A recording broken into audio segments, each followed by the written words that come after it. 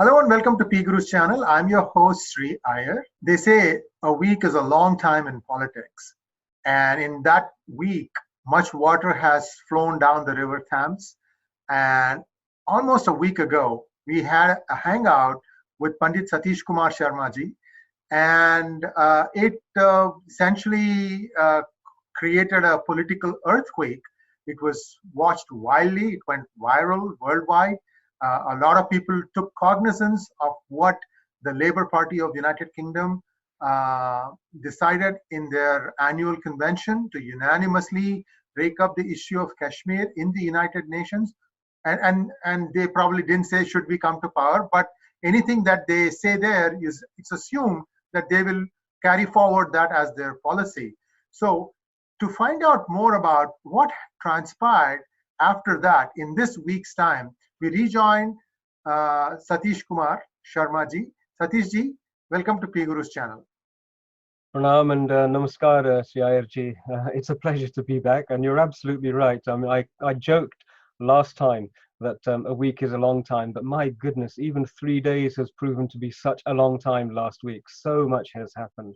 But it's great to be back, and I have a feeling that there is still more to happen yet. So it's a really good opportunity to bring everyone up to speed. And what you said about the video going viral, I think it all caught us by surprise, didn't it? Yes, yes. It went, as far as I know, the MEA in India had seen it, the High Commission here had seen it, many politicians in the UK had seen it, and most of all, our community here in the UK was sharing it all over the place. It brought a degree of unexpected notoriety, or an unexpected degree of recognizability to myself, with a number of people stopping me and saying, "Oh, thank you so much. We really appreciate putting all that information together for us. We never knew this was going on." Totally unexpected, but PGurus is obviously making a seismic change out there. So brilliant, really appreciate it. Glad to be of help as always. Panditji, what happened after this video aired? Okay, so let's have a look. What we had was the Labour Party conference. And then I think within 24 hours, you and I had spoken, and we managed to get the video out there. Yes. But since then, let's see, we've had Honorable Prime Minister Modi ji has been to the United Nations. Right. And obviously, some of the remarks and the vision that he shared was very, very well received. We also had Prime Minister Imran Khan speak at the United Nations, and it was I think universally accepted as a strange sort of offering, especially for a UN platform. I think Dr. Subramanian Swamiji, our mentor in some of these things, he really summarized it when he said that speech belonged on a footpath in New Delhi rather than on the principal podium in the United Nations. And each of those events has had its ramifications. But our little talk about the resolution has had two very distinct and specific ramifications and consequences. One of them is that the Ministry for External Affairs, when it got a grasp of exactly what had been said at the conference, they issued a statement which was extraordinary, firstly in how speedily they did it. I would like to think, and I haven't had this confirmed, but I'd like to think that our video contributed in informing the decision and the response that they made. If I can just take a moment to read out the statement. Absolutely. It's only a one-line statement. Yes, absolutely. So the government has noted certain developments at the Labour Party conference on the 25th of September pertaining to the Indian state of Jammu and Kashmir. We regret the uninformed and unfounded positions taken at this event. Clearly, this is an attempt at pandering to vote bank interests.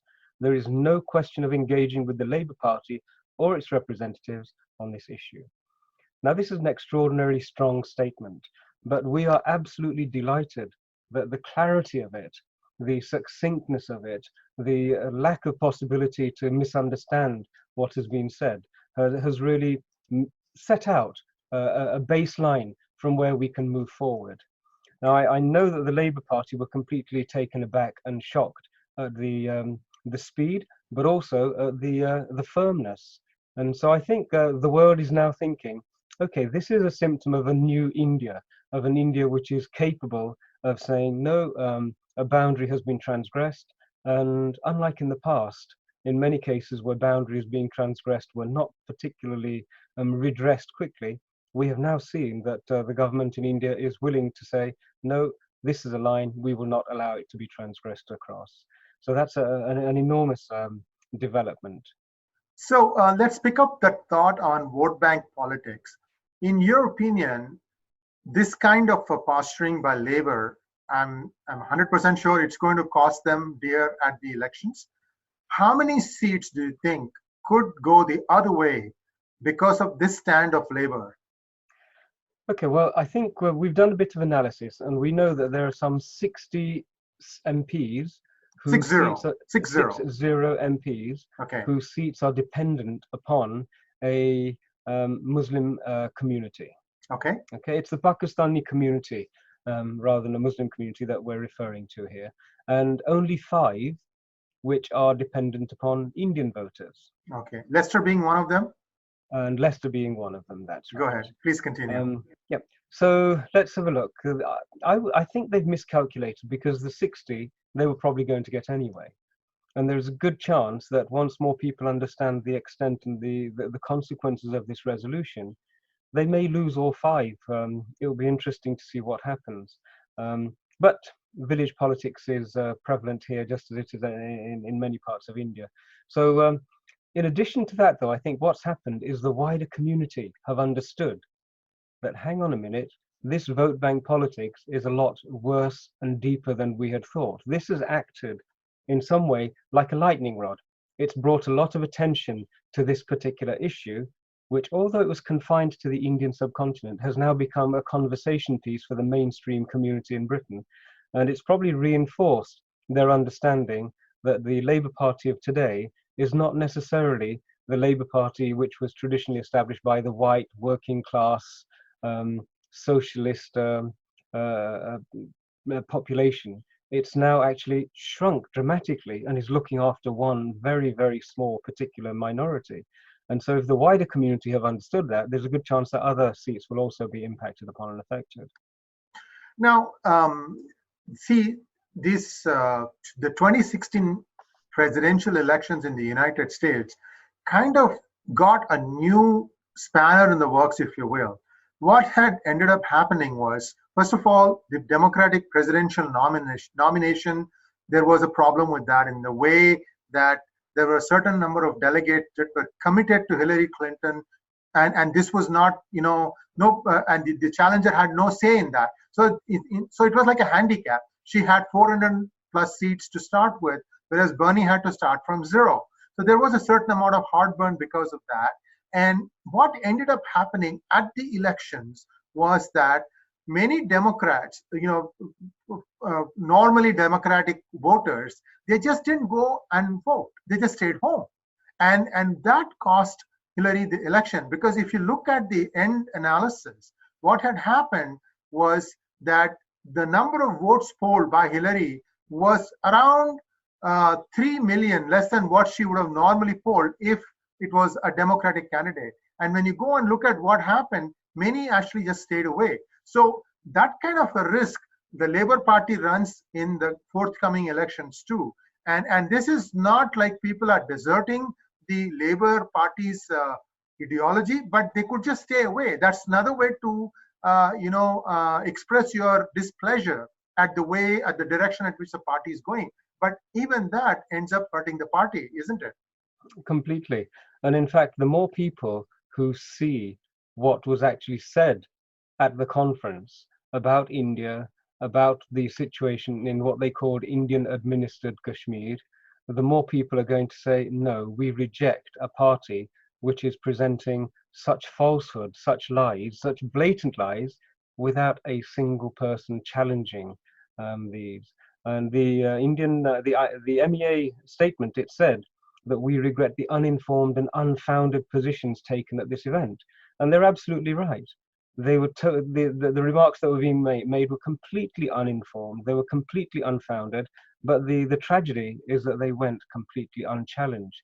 And to give you a little bit of a flavour of the sort of statements that were made out there, we've managed to get a copy of one of the speakers who introduced this motion and supported this motion. And so if we can, I'd like to just share it for a few moments. Absolutely. And we are going to show you that video starting now. Morning conference. Zoe Malik, Hall Green constituency, Birmingham, speaking on the Kashmir motion. Yesterday, the chair stated that we, the Labour Party, are an internationalist party. Conference. Modi, the past Hitler or the present Trump, has revoked Article 370 and 35A. For over 50 days, 700,000 people have been housebound. Children are crying for milk. Patients are dying without medication. The Indian Army are raping women, men and children. They are beating and torturing young men. 100,000 killed, 10,000 women raped, gang raped. As the Labour Party, we stand for solidarity. We fight for the rights of people with no voice. We have always fought for the right of all oppressed people. So I ask you, conference, where is the support for the Kashmiri people? Why is there no media coverage like other countries? Kashmiri people have been suffering for the past 72 years.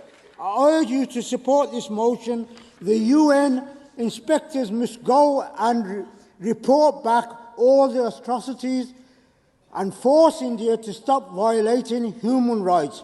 Allow the people of Kashmir to have a referendum as promised 72 years ago. Conference, I urge you to support to allow the people of Kashmir to be free to live their lives, that no one person could make all of their laws that govern the way everyone is to live. To have a structure in place that allows the people of Kashmir live their lives with a voice to change everything, to stand up and be heard. I urge you to support this motion. Thank you. So since then, what has the Labour Party done to contain the damage? Well, if I can just comment on that video for a second. Yes, please go ahead. You will have seen the ridiculous figures that were being mentioned. 10,000 women have been gang raped by the Indian Army. Now, any person in their right minds would be saying, okay, so how have you substantiated that? What's the evidence? It's such a phenomenal figure. It's impossible for it to go unnoticed. But people were accepting this without that faculty of scrutiny. And this little video that we've just shared is typical of the sort of speeches that were made on that day. And so now you can see why the MEA responded to it with such a sharp and strong and firm response. So now, we're looking forward to seeing, hopefully, a positive response from the Labour Party, but it's not materialised yet. So, having committed this gaffe, what has the Labour Party done to restore their credibility? Okay, so their credibility is obviously shot to pieces, especially within our community. And I think your comment about people not voting is a very, very important comment. It applies completely to this situation as well. Remember, the Labour Party is it's a party that has had a great deal of loyalty from our own community. For a long period of time, people interpreted Indian independence as being a gift of the Labour Party, when in fact what happened was they left and partitioned India and then left. That was also attributable to the Labour Party. Right. But we've always been sold it as a notion that, hey, we gave you independence. And so the British Indians have been generally quite loyal to the Labour Party. But that's going to change dramatically now. I know that one of the big concerns in the Labour Party is that they are hemorrhaging support from the Indian community on a dramatic basis. So one would have hoped for two things. One thing we had hoped for would be that internally, the Labour Party would have turned towards its policy-making units. It would have turned to its senior members, the National Executive, and said, this is wrong. What's happened is based on falsehoods and unevidenced assertions. We need to repair this before we lose this very loyal community. Nothing has happened at all on that score.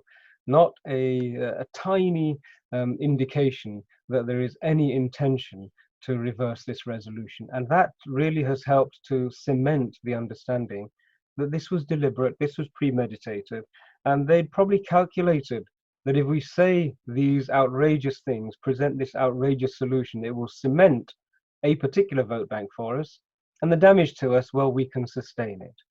Otherwise, they would have made some sort of an effort internally to address this resolution and make an announcement, even to the effect of, we're going to review this resolution. We're going to find a way of perhaps addressing it or even reversing it. There has been nothing at all from the Labour Party and its internals.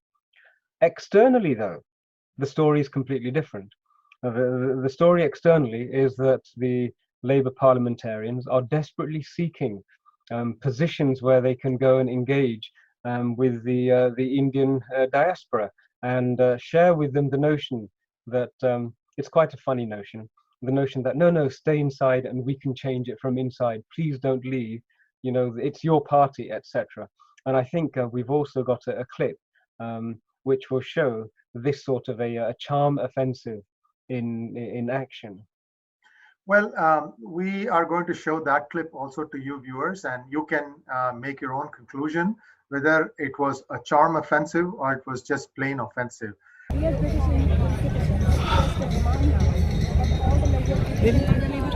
reverse it.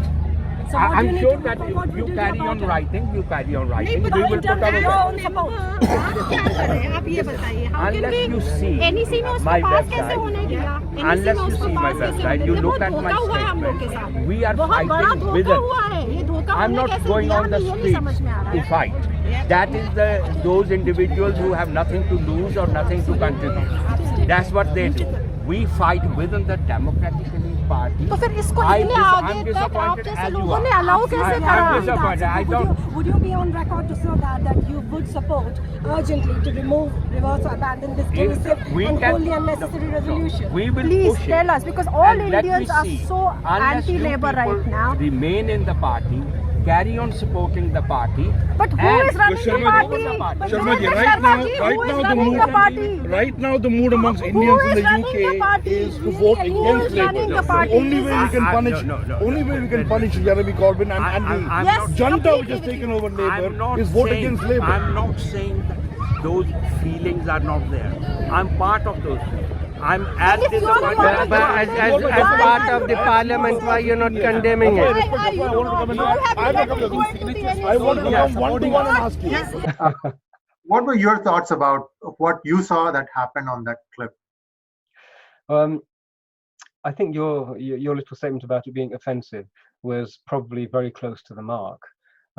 One thing that has happened is the mystique that our community has always held MPs in, that's evaporated. You will have seen from the clip that there was a degree of hostility, there was a degree of complete dissatisfaction, absolutely no respect for the Virendra Sharma, the parliamentarian there, and people were demanding that he sign a petition. Recently, only a couple of days ago, we had the India Day celebrations where the Indian independence is commemorated. It's hosted by the High Commission, plus I think the Conservative Friends of India hosted it this year. And it was notable that it was hosted by the High Commission and the Conservative Friends of India, not the Labour Party. It was noticeable that the Labour Party have been excluded from the annual Diwali celebration, which is to be held in Parliament. A statement has been issued saying that Labour parliamentarians are not going to be invited. It's noticeable that the community is responding by actually saying that we're not going to engage with them. I know of several temples who have also announced that they are not going to be inviting the Labour parliamentarians to their Diwali celebrations. So the outreach has not really worked, and it's not working. People are being offended by this, and rightly so, and responding in the manner which and the tone which the MEA statement almost sort of said, yep, this is the way we want it to be understood, and please go ahead and support us in this. And the community is supporting the MEA. Satish ji, I have one question. I'm still thinking about what you mentioned, that the British Hindu community can make a difference in 5 seats, and the British Pakistani community can make a difference in 60 seats. Now, what are the relative populations of these two communities? Okay, I think I wasn't quite clear enough then. As far as the Labour parliamentarians are concerned, there are 60 Labour MPs who have influence, an undue degree of influence exerted upon them by the Pakistani community. Oh, I see. There are only 5 Labour MPs who are dependent upon the goodwill of the Indian community. Okay. But in a much broader sense, I think we have probably the capacity to influence maybe 22, 25 seats around the country as an Indian community. That's huge. That's a huge number. And I think if I were a Labour Party member, I would be really, really concerned, because coming this close to, we don't know when the elections are going to be called, but it's not too far-fetched. I mean, it's going to happen in the near future, and it's going to be a cold day in England, and you know, temperatures, weather can affect the turnout also. So, you know, this could be a problem for the Labour Party, isn't it? I think there's no could about it. I think this is a problem. One of the things that I was observing at the India Day celebrations was the response and the reaction of random members of our community who have come together to do something specific. So there was one particular group who'd actually got a petition together, and the petition said, we support the statement of the MEA, we reject the resolution that was passed, and this is a petition that we're going to use to petition the Labour Party to reverse the impact of this resolution. If you agree with it, please support us. And it was quite amusing to see one of the ladies who had this petition. She actually approached Vrinda Sharma and said, please, I'd like you to sign it. And it'll be interesting for our viewers to see what actually happened. And I think we've got a clip which recorded that as well. Yeah, yes, and we are going to share that momentarily.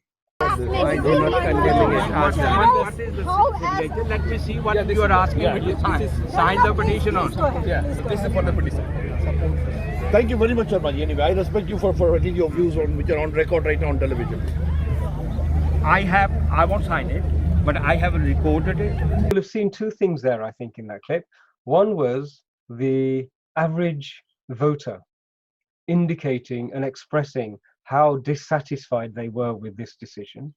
You will also have seen the courage of that lady in saying, please sign this petition. But did you notice that Vrinda Sharma refused to even sign a petition? And yet he is engaged in this charm offensive, saying, no, we are completely, the traditional party of the Indian community, we support everybody, don't leave us, etc., but unwilling to actually even sign a simple petition which says, please reverse that resolution.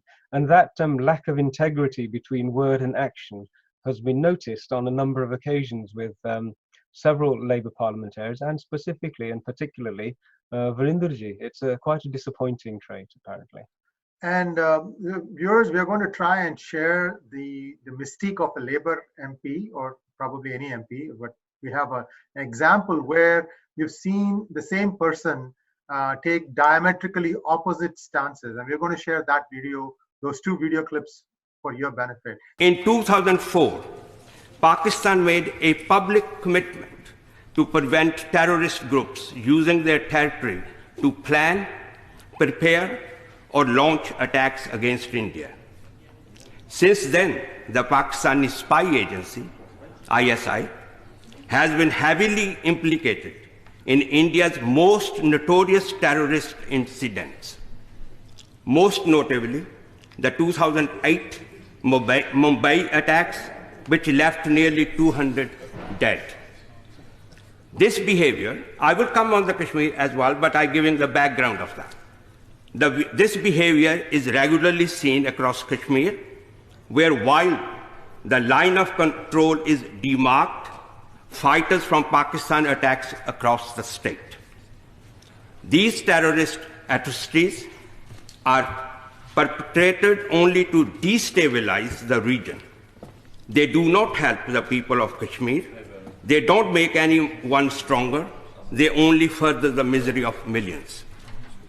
Since the 1948 riots, there has been an attempt to cleanse the region of native people opposed to Pakistan intervention. In the 1990s, we saw the most sustained civil activity aimed at driving Kashmiri Pandits from the Kashmir Valley. Whereas 250,000 Pandits lived in Kashmir in 1947. There are now only around 20,000 remaining. The majority now live in squalid camps in Jammu, desperate to return to their homelands, unwilling to settle elsewhere, and prejudice their right to return. The threat of communal violence looms large, an ever-present threat for millions. This is why we see images of soldiers across Kashmir. They are there to protect citizens of all stripes. People who want to go to work, school, or university are only allowed to do so under the protection of the Indian Army. Without the protection of Indian troops, we can see too easily what happens. I know the National Human Rights Commission of India have been free to criticize and call for punishment when the rule of law has not been upheld to a rigorous standard. This is not a level of freedom allowed to these residents in Pakistan, recognized as the world's leading sponsor of terrorism. I am sorry. Pakistan, Sharma Sahab, so Pakistan is harboring and sponsoring terrorism. If you could just say that, I take these words back, and Pakistan is not sponsoring terrorism, we'll be happy with that. Pakistan is a victim of terrorism. Look, what I have said, what I have read, I still feel that because of the community's feelings hurt, I withdraw those words that Pakistan is not harboring terrorists, and because the community feels that way. And what is the next? No, not, what about you yourself? No. Do you feel yourself?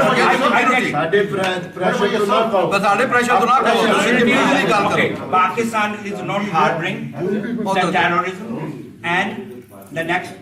It's not sponsoring terrorism. And not sponsoring terrorism. I apologize and I withdraw my words. This is just to tell you that politics have really sunk to vote bank level, and it is something that is a voter should keep in mind, that you need to pick your choice has to be very carefully made. Make sure that you pick the person who you believe is going to do best by you, by your constituency, and by your country. What are your thoughts on that, Satish? Completely agree, 100%. I think of probably most of the communities. Our community has a reputation of being honest, hardworking. We are diligent. We invest our efforts and our understanding into the communities where we live. We contribute per capita at a very high level. And I was just checking the statistics before we came on. Last year, we had some statistics produced. And now in the UK, we have the lowest of all of the religious groups represented in the British prison population. We were second from the bottom, but now we are the bottom. And I was joking with some Jewish friends today who were disappointed that we had managed to get the bottom slot away from them. And so the 1 and the 2 at the bottom has now changed. But it's acknowledged that we're hardworking, decent, honest people, and that we are reliable, and generally what we say is actually consistent with what we're thinking and doing. But the video that we've just had a look at, that shows that sadly hasn't filtered through to the Labour Party. And our Labour parliamentarians, many people are now believing that in fact this has been the modus operandi and we've never known it before. And spread over a period of time, the impact upon our community has been very, very harmful. I was speaking, as I said, of the Jewish community, and there was something I wanted to know a little bit about from them directly. And in very large numbers, they have actually chosen to abandon the Labour Party in its entirety. Now, the reason this is quite important is that one of the things that the Labour parliamentarians and the Labour councillors are saying is that we, the Indian community within the Labour Party, we are going to change this from the inside, right? We have to stay within and we're going to change it. Now, we are not a particularly well-organized Indian community in a political sense, whereas the Jewish community have been organized, efficient, and their networks in the political space have been very, very stable and have developed over a long period of time. And yet they have decided that they are not going to be able to change the Labour Party from within. And we have had peers, we have had shadow ministers of the Labour Party who are of a Jewish tradition actually resign and leave the party. So this notion that's being peddled now, this idea of, no, you have to stay within to win and all of those things, it actually doesn't bear scrutiny. And I think it's actually also disingenuous of the Labour parliamentarians to be taking this approach. They really should be more honest with our community. Now, there is a Jewish American phrase that is attributed to, I don't know which politician, but the phrase goes this way: if you're not at the table, you're on the menu. So, this is something that holds true for many minorities, because for the longest time, minorities in countries like the United Kingdom or the United States, for that matter, they put their head down. They really work hard because they don't have any roots. They need to do that and create a better tomorrow for their offspring. And that is like the foremost thought in their mind, and that they got the citizenship of the country they are residing in, and that they get voting rights. People tend to take a look at it like minutes before they go to the polling booth. I mean, I will be honest with you. When we get a voting booklet, it is like this thick. It's like a novel. And because in the United States, and particularly in California, we vote on everything. The Californian budget, 85% is approved by the people of California, how the spending should be, 85%. So whoever is the governor, that person has a leeway of only deciding where the remaining 15% will go. So you can see that we have to do like an enormous amount of homework, and I and my wife and my children, we spend a fair amount of time, like at least 6 to 8 hours, looking up these things, finding out what each person has done, Googling them. So social media has done a great favor in terms of exposing the warts and all the oddities about all these people. So you come to a conclusion, okay, here are the pluses, here are the minuses of the candidate. So the election, the voting is becoming more and more candidate-based and less party-based. I hope the parties realize this, and these things happen rather quickly, because you face the electorate only every 5 years, 4 years, whatever be the number, and technology is changing at a furious pace. So all I would say is, please be careful, watch what is happening on social media.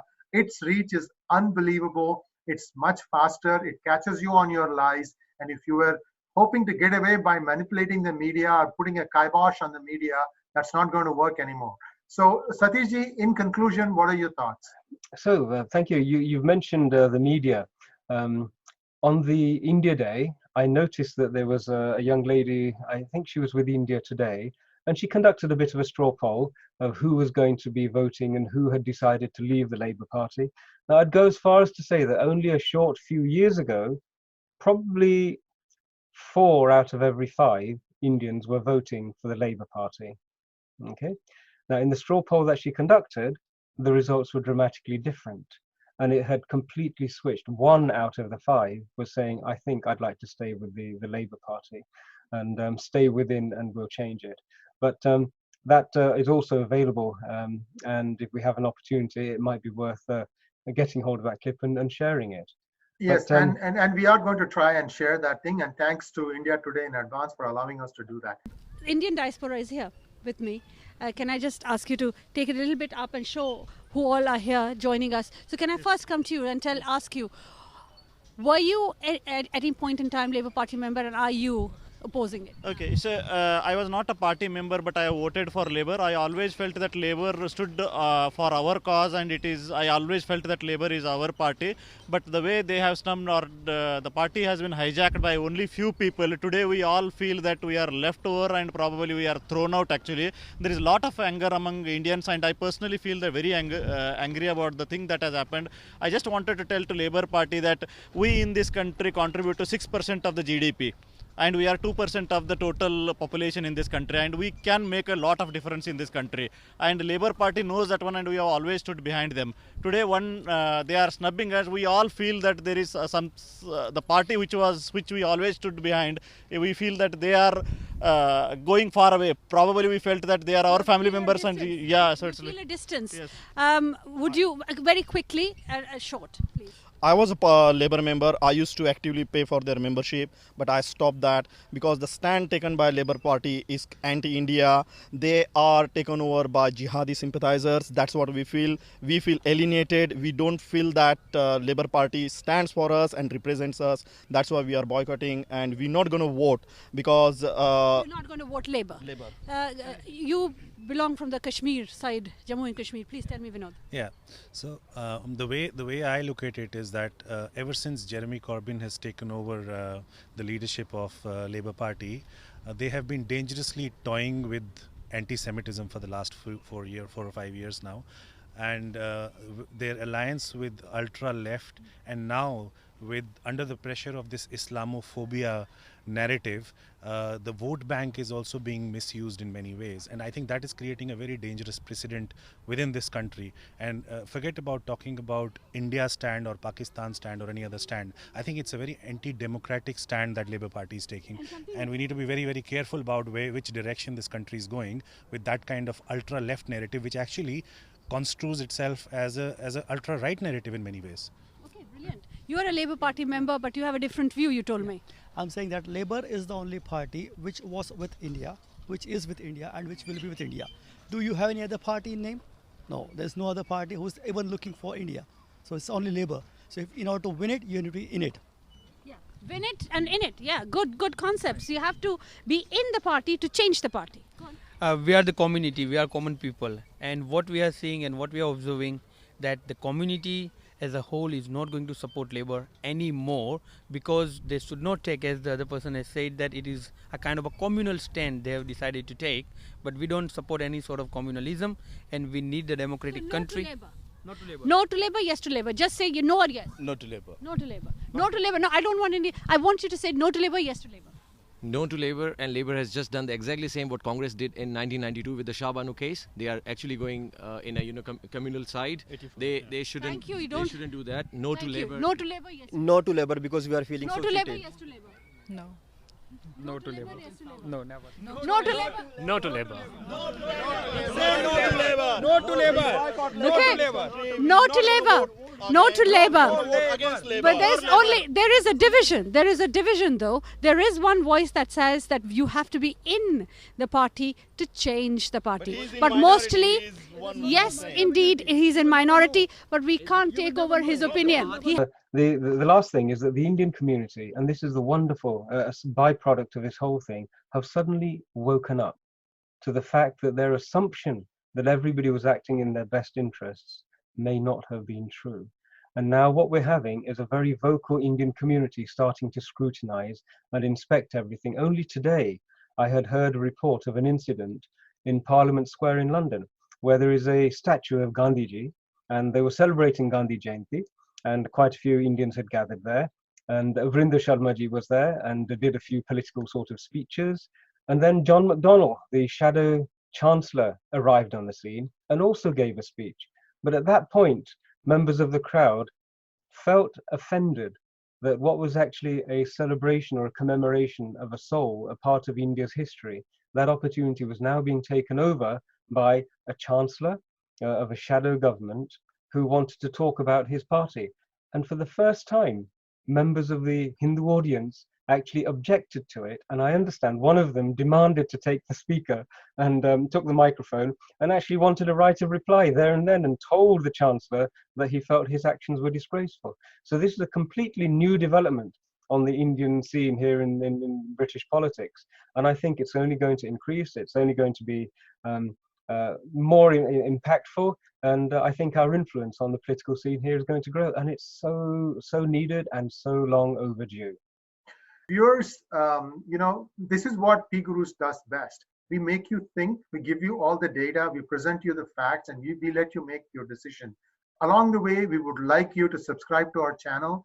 By subscribing to our channel, you get notified when a new video goes online, rather than you coming to look at whether new videos are posted on our channel. So thank you very much for listening, and I hope that you will join in large numbers, because once we cross the magical 100,000 subscribers mark, believe me, we are going to have a lot more tools at our disposal, and experts, domain experts will want to come and share their views with us. And Panditji, you have been a vital cog in our machine, in our wheel, and you've really helped us spread the word. All we are trying to do is be fair. Everybody is entitled to the truth, and truth is what you find at PGurus. Thank you very much. It's my pleasure, and I look forward to our next outing together, Ayerji. Best of luck. Good night.